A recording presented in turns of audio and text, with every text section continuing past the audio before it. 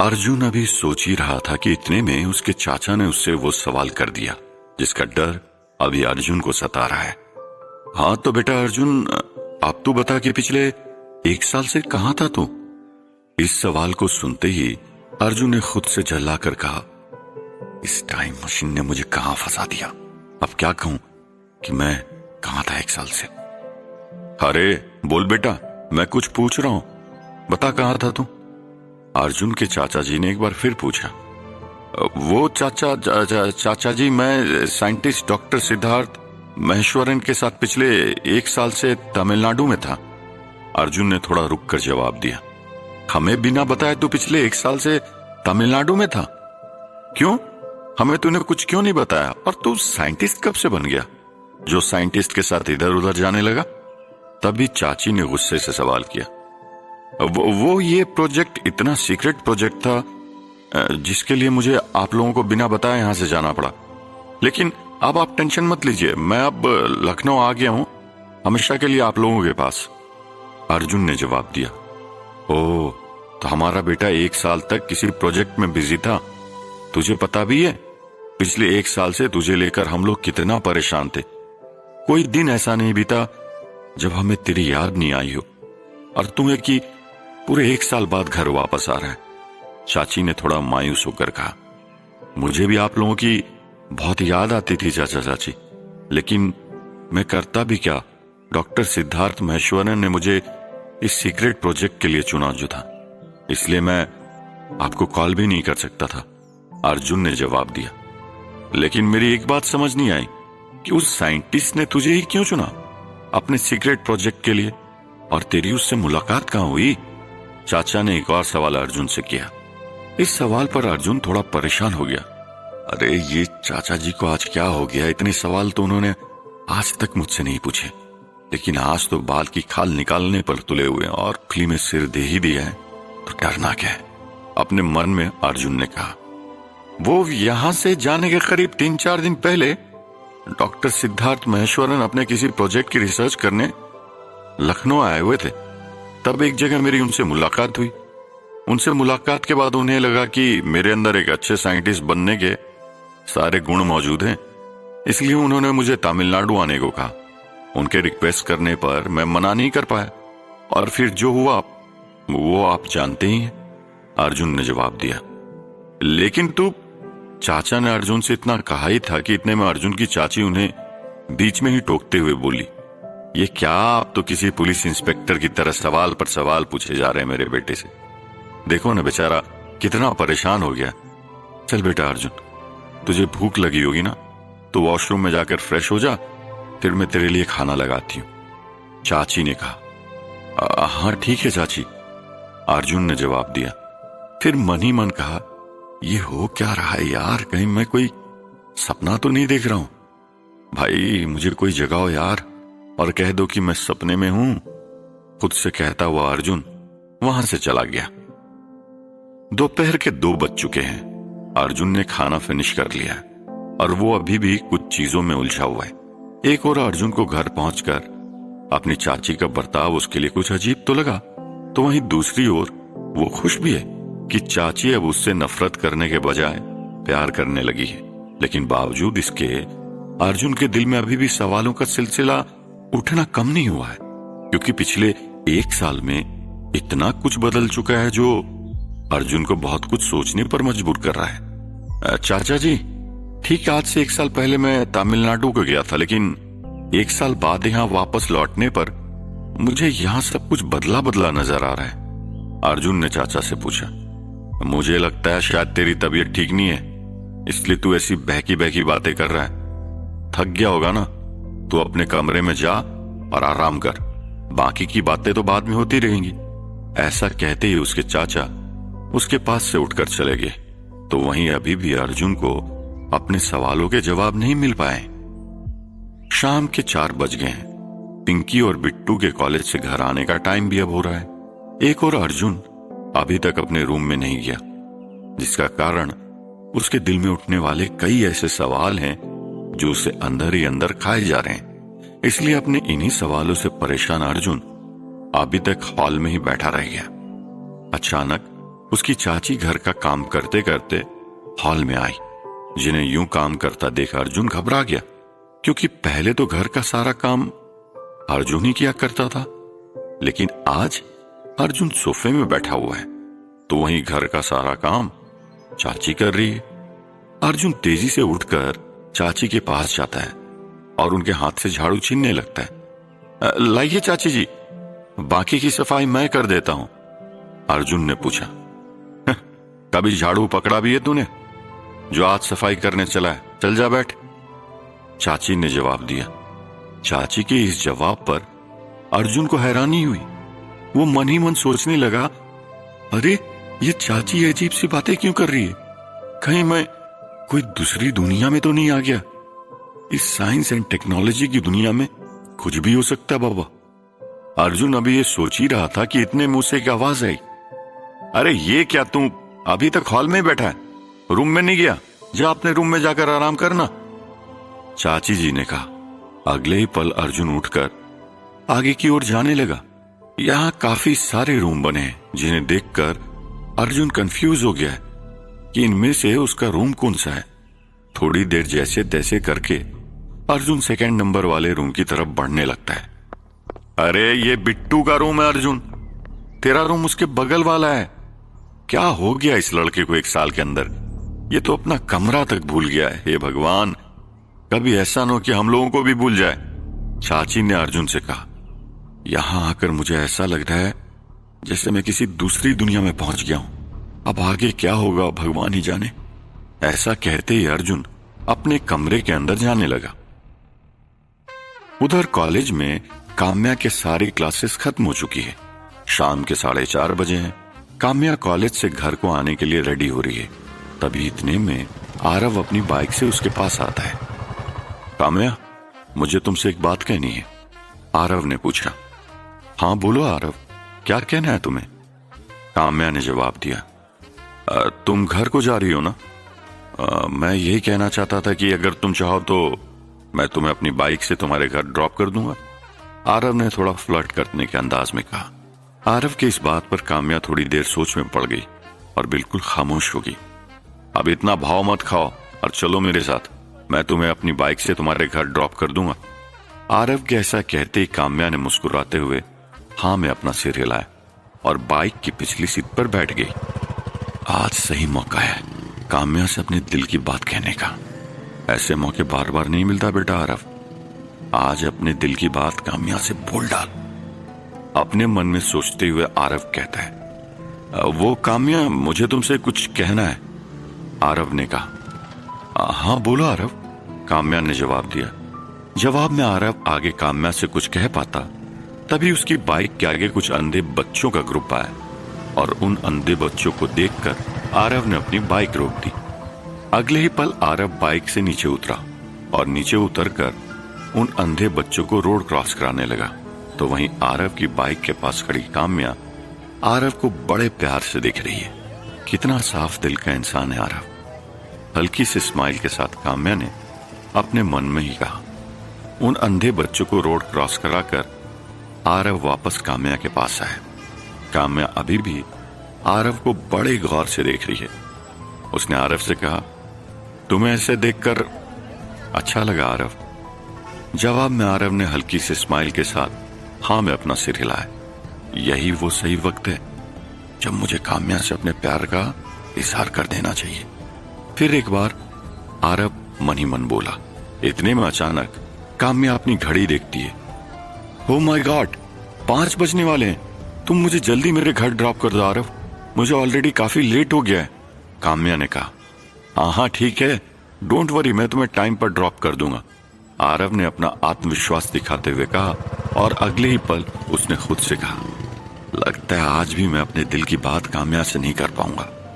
चलो किसी और दिन देखते हैं, पर अब ज्यादा वेट नहीं होता मुझसे।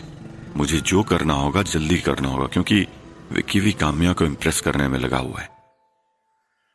एक तरफ आरव के मन में कुछ प्लान चल रहा है, तो वहीं दूसरी तरफ अर्जुन जैसे ही अपने कमरे में पहुंचा वैसे ही उसकी नजर कमरे में मौजूद चीजों पर जाती है। दीवार पर एक जगह एक तस्वीर लगी है जिसे देख अर्जुन पूरी तरह हैरान हो गया। दरअसल दीवार पर टंगी उस तस्वीर में अर्जुन अपने माता पिता के साथ है। इस तस्वीर में अर्जुन अभी सिर्फ 10 साल का है, लेकिन हकीकत तो ये है कि जब अर्जुन 2 साल का था तभी उसके माता पिता की मौत हो गई थी। कहीं ये सब कोई वहम तो नहीं हो रहा, या ये सब हो क्या रहा है मुझे? अर्जुन ने खुद से कहा।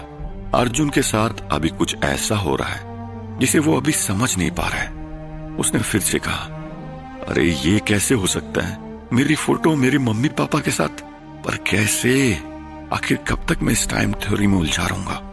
आखिर मेरे साथ हो क्या रहा है ये? अर्जुन ये सब सोच ही रहा है, तभी इतने में उसे कोई पीछे से आवाज आती है। इस आवाज को सुनकर अर्जुन पीछे मुड़ता है। अब जो अर्जुन ने देखा उसे देखकर अर्जुन के होश उड़ गए। पीछे अर्जुन के माता पिता यानी कि देव और देविका खड़े थे, लेकिन अब ये पहले की तरह जवान नहीं रहे जैसे वे पास्ट में 1983 में थे, जहां देव के बाल हल्के हल्के सफेद होने शुरू हो गए थे, तो वहीं अर्जुन की मां देविका के चेहरे पर थोड़ी बहुत झाइयां पड़ने लगी थी। देव और देविका को देखकर लग रहा था कि इनकी उम्र अब 50 के करीब हो गई है। अपने माता पिता को 2012 में यूं अचानक देख अर्जुन पूरी तरह से सन्न हो गया। अब अर्जुन के मुंह से ना कोई वर्ड निकल रहा है और ना ही अर्जुन अपने सामने अपने माता पिता को देखकर कोई रिएक्शन दे पा रहा है। अर्जुन को अपने सामने शॉक्ड देख देव उसके सामने चुटकी बजाते हुए कहता है, अरे तुझे कोई सांप सूंघ गया क्या, जो पूरे 1 साल बाद घर आकर अपने माता पिता को ही भूल गया तू? देव के ऐसा कहते ही अर्जुन हरकत में आया। उसने अगले ही पल देव और देविका के पैर छू लिए। अब अर्जुन को सब कुछ आहिस्ता आहिस्ता समझ आने लगा है।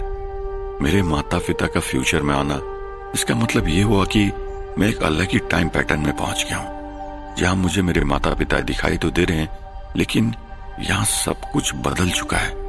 अब मुझे समझ आया कि चाची ने मुझे डांटने के बजाय इतने प्यार से बात क्यों की, और इस घर का अचानक बदल जाना, इसका मतलब ये हुआ कि काम्या भी अब वो काम्या नहीं रही होगी जो 2011 से पास्ट 1983 में जाने से पहले मेरी दोस्त बन चुकी थी। और वो विकी, इसका मतलब ये हुआ कि मैंने विकी को कभी मारा ही नहीं।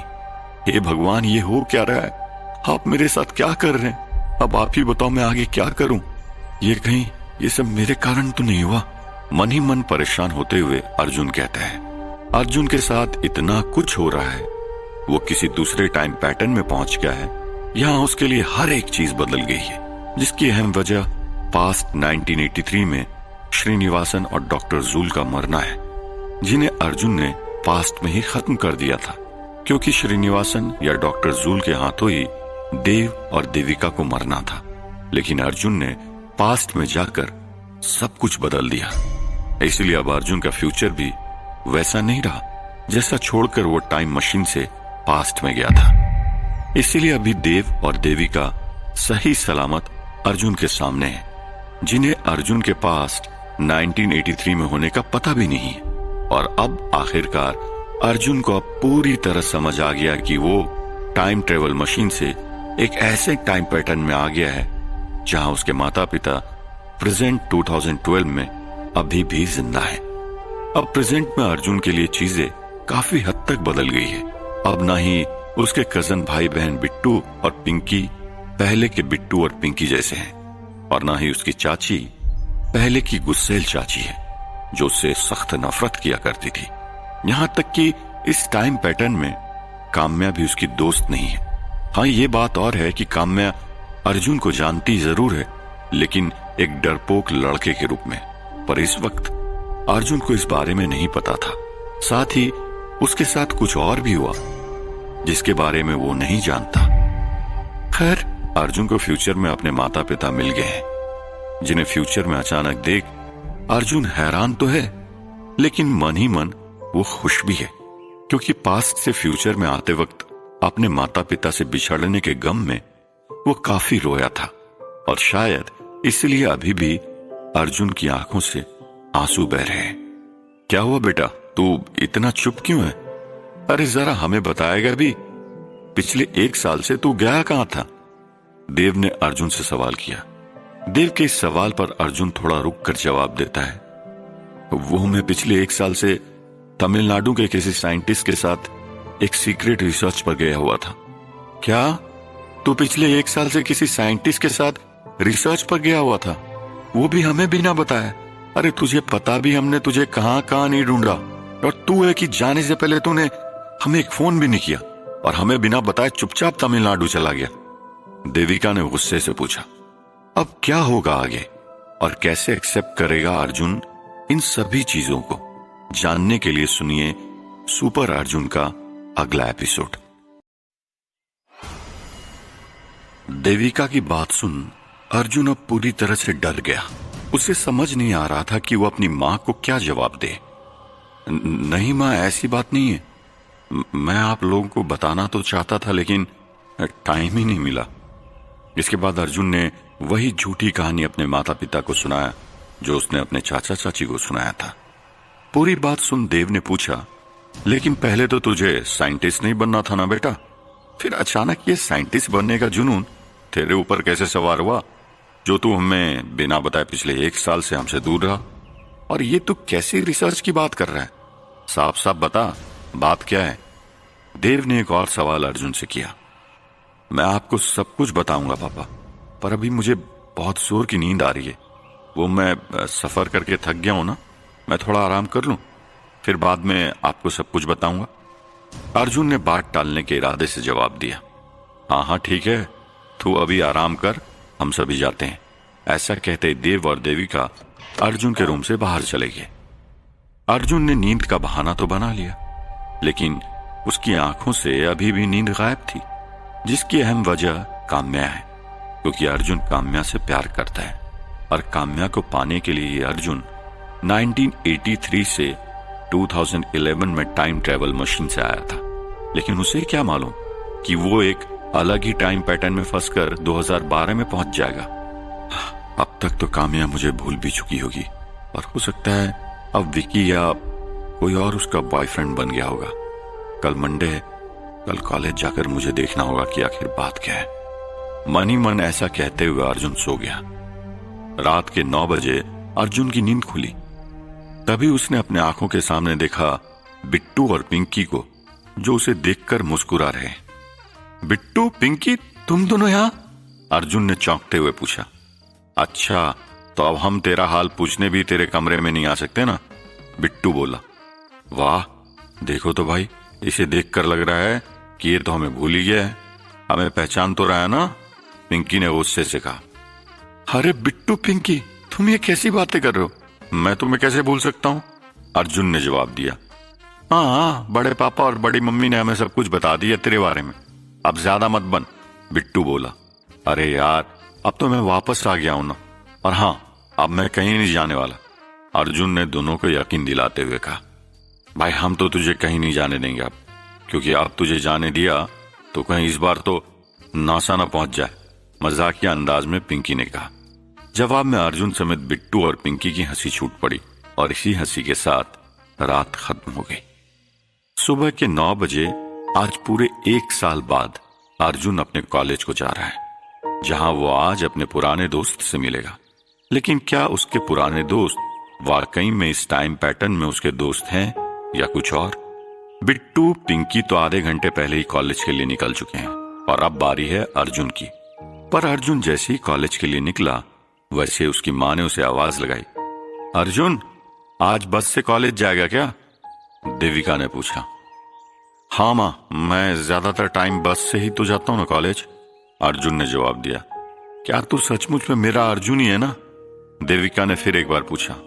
हाँ मां, मैं आपका ही अर्जुन हूं। पर क्यों, क्या हुआ? अर्जुन ने जवाब दिया।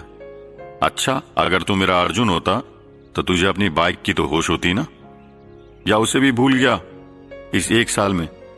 देविका ने कहा। अर्जुन थोड़ा रुक कर बोला। हाँ, मुझे याद आया, आप प्लीज मुझे बाइक की चाबी ला कर देंगे? इतना कहते अर्जुन ने मन ही मन कहा, वाह यार, मतलब मेरी अपनी बाइक। सही है बेटा, पहले तो मैं चाचा की स्कूटी कभी कभार चुरा कर कॉलेज जाया करता था, लेकिन यहाँ तो मेरे पास बाइक है और मुझे पता भी नहीं। वैसे ये लाइफ पहले की लाइफ से बुरी तो नहीं है, अपने मन में सोचते हुए अर्जुन मुस्कुराया। अगले पल देविका ने अर्जुन को बाइक की चाबी पकड़ाई और अर्जुन उस चाबी को लेकर अपने घर के गैराज में चला गया, जहां खड़ी है उसकी बाइक रॉयल एनफील्ड। अपने सामने रॉयल एनफील्ड को देखकर अर्जुन के होश उड़ गए। यार, मैंने तो ये सपने में भी नहीं सोचा था कि कभी मेरे पास रॉयल एनफील्ड होगी। ऐसा कहते ही अर्जुन बाइक के पास जाता है और अगले ही पल बाइक स्टार्ट कर निकल पड़ता है कॉलेज को।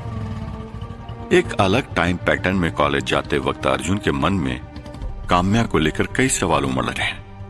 जहां एक और वो काम्या से मिलने के लिए बेताब है, तो वहीं दूसरी ओर उसे लग रहा है कि शायद काम्या उसे आज भाव देगी भी या नहीं। तकरीबन आधे घंटे बाद अर्जुन अपनी बाइक से कॉलेज पहुंचता है। जल्दी जल्दी कॉलेज पार्किंग में अपनी बाइक पार्क कर अर्जुन कॉलेज की तरफ बढ़ रहा है। तभी उसे सामने से अपना दोस्त मुकेश आता हुआ दिखाई दिया।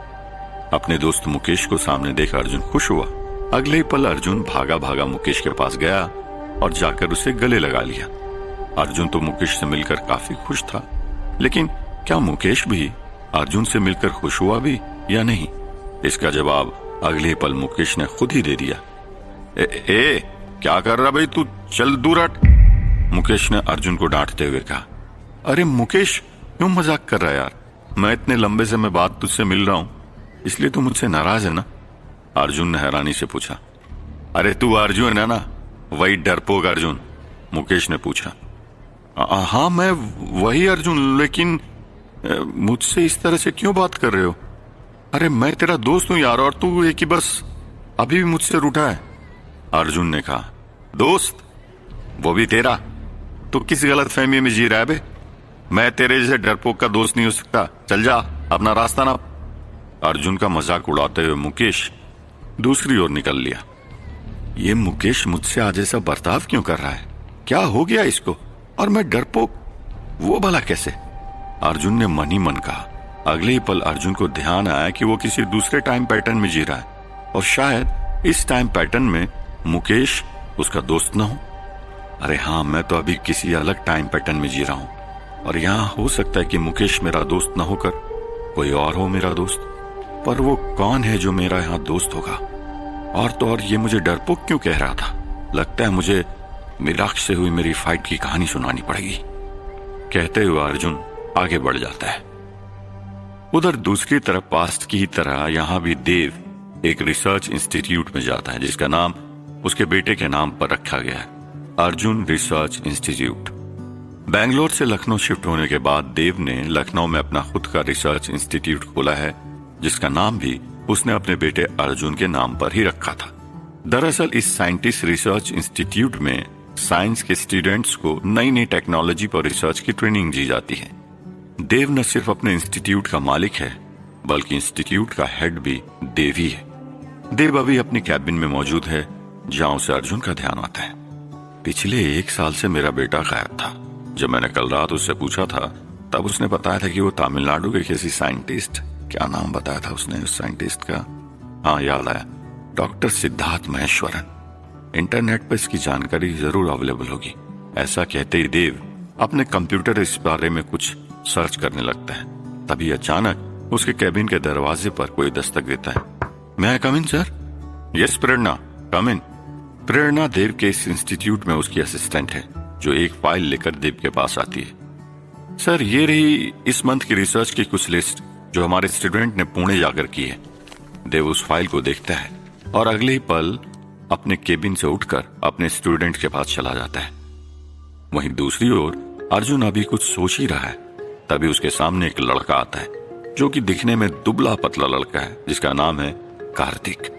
कार्तिक अर्जुन के पास आता है और उसके गले मिल गया। तू कहाँ चला गया था अर्जुन? तुझे पता भी है, जब तू यहाँ नहीं था मैं बिल्कुल अकेला पड़ गया था। बोलना, तू इतने वक्त कहाँ गायब था? कार्तिक ने रोते हुए अर्जुन से पूछा। ओह, तो यहाँ कार्तिक मेरा दोस्त है।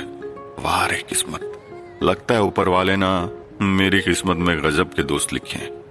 यहाँ पास्ट 1983 में जाने से पहले मुकेश अर्जुन का दोस्त हुआ करता था, लेकिन यहाँ 2012 टाइम के इस नए पैटर्न में अर्जुन का दोस्त है कार्तिक, जो कि काफी डरपोक लड़का है, जो पास्ट में जाने से पहले तो अर्जुन का दोस्त नहीं था, लेकिन समय का खेल ऐसे ही बदला कि यहाँ सिर्फ कार्तिक ही अर्जुन का दोस्त है।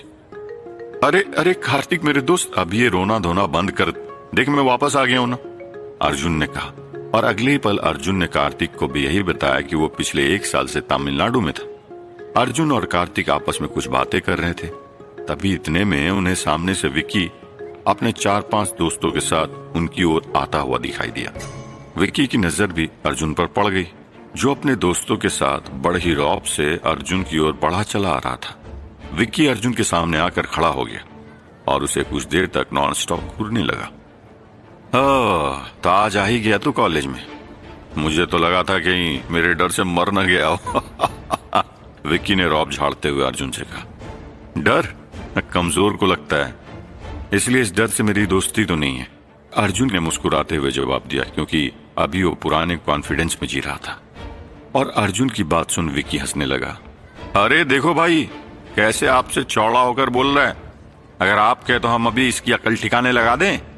विक्की के दोस्त ने अर्जुन को घूरते हुए कहा। अरे नहीं नहीं, इसके लिए तुम्हें कुछ करने की जरूरत नहीं है, इसके लिए तो मैं ही अकेला काफी हूं।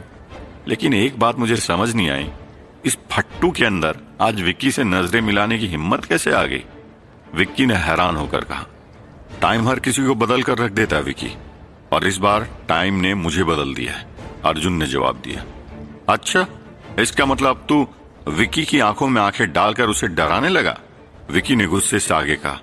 लगता है आज तुझे सबक सिखाना ही पड़ेगा बेटा। ऐसा कहते विक्की एक जोरदार पंच अर्जुन के चेहरे की ओर करता है, लेकिन आज अर्जुन ने विक्की का पंच अपने हाथों से रोक लिया, जिसे देखकर विक्की और उसके दोस्त पूरी तरह शॉक्ड हो गए। तेरी ये मजाल जो तूने विक्की का हाथ पकड़ा, तेरी तो। ऐसा कहते विक्की ने दूसरा पंच अर्जुन की ओर बढ़ाया, जिसे अर्जुन ने अपने दूसरे हाथों से रोक लिया और अगले ही पल अपने हेड से विक्की के हेड पर अटैक किया, और इस अटैक से विक्की धड़ाम से जमीन पर गिर पड़ा। विक्की अर्जुन के बदले तेवर से हैरान है, तो वहीं उसके साथी अब अर्जुन की ओर उसे मारने के लिए आगे बढ़ते हैं। तभी इतने में प्रोफेसर त्यागी वहां से गुजरता है। प्रोफेसर त्यागी को अपनी ओर आता देख विक्की अपने दोस्तों के साथ वहां से जाने लगता है, और जाते जाते अर्जुन से कहता है, तुझे तो बेटा मैं बाद में देख लूंगा। तो वहीं अर्जुन भी अपने दोस्त कार्तिक के साथ दूसरी ओर जाने लगता है। यार, तुझमें आज इतनी हिम्मत कहां से आ गई? तूने तो विक्की को आज एक जोरदार हेडशॉट मार दिया, कैसे किया तूने ये सब भाई? कार्तिक ने चौंकते हुए पूछा। अरे तुझे ये सब सोचकर डर लग रहा होगा ना कि मेरे साथ विक्की कहीं तुझे भी न मार दे, अर्जुन ने कहा। हाँ यार, तू तो जानता ही है ना विक्की कितना डेंजरस लड़का है, पूरे कॉलेज में उससे कोई पंगा नहीं लेता यार, लेकिन आज तूने उससे पंगा लेकर मुसीबत मोल ले ली है। अब तू तो ही झेलना उससे, मैं पहले ही बता देता हूँ, मैं तुम दोनों के बीच में नहीं आऊंगा, वरना गेहूं के साथ घुन की तरफ पिस जाऊंगा। घबराते हुए कार्तिक बोला। अरे तू टेंशन मत ले यार, मैं हूं ना तेरे साथ, मुझे अपनी और अपने दोस्तों की रक्षा करना अच्छे से आती है, समझा तू? अर्जुन ने कहा। ये तो वक्त ही बताएगा बच्चू कि कौन किसकी रक्षा करता है और कौन किसकी पिटाई खाता है। अरे हाँ, बातों ही बातों में मैं तो भूल ही गया था, तुम्हारे एचओडी सर को अब क्या जवाब देगा, क्योंकि अब तो तू 1 साल बाद कॉलेज आ रहा है ना, कार्तिक ने कहा। अरे वो सब मैं देख लूंगा, तू उसकी टेंशन मत ले, अर्जुन ने कहा, और उसके बाद वे दोनों क्लास पढ़ने चले गए। अगले पल अर्जुन क्लास पहुंचा, जहां वो पहले की तरह यहां भी काम्या को तलाश रहा है, लेकिन काम्या उसे कहीं नजर नहीं आई। ये काम्या कहाँ है? सब नजर आ गए पर वो अभी तक नजर नहीं आई कहीं, अर्जुन ने कार्तिक से पूछा। अबे ये तू किस काम्या की बात कर रहा है? कार्तिक ने जवाब दिया। कार्तिक इस बात पर अर्जुन मन ही मन सोचने लगा। अरे मैं तो भूल ही गया था, मेरे 1 साल के गैप में काम्या तो मुझसे 1 साल आगे निकल गई होगी। खैर, अब क्लास छूटने के बाद ही उसकी तलाश करूंगा। कुछ नहीं, मैं बस ऐसे ही, अर्जुन ने थोड़ा रुक कर जवाब दिया। अच्छा एक बात बता कार्तिक, मेरे 1 साल के गैप में भी तू अभी भी सेम क्लास में, ऐसा क्यों? तुझे तो मुझसे 1 क्लास आगे होना चाहिए था ना, और तू तो मेरे साथ पढ़ रहा है, अर्जुन ने कार्तिक से सवाल किया। अरे यार क्या बताऊं, तुझे पता है ना मैं पढ़ने में कितना होशियार हूं, इसलिए इस बार एक सब्जेक्ट में मेरी बैक लग गई। जब दोबारा पेपर हुआ तब मुझे पता ही नहीं चला कि कब पेपर हो गया, और अब देख मैं तेरे साथ पढ़ रहा हूँ, आखिर तेरा दोस्त जो ठहरा, कार्तिक ने मजाकिया अंदाज में जवाब दिया। हाँ यार, तू ये तो ठीक कहता है, क्योंकि दोस्ती हो तो ऐसी हो। वाह यार, मजा आ गया। अर्जुन ने भी मुस्कुराते हुए जवाब दिया।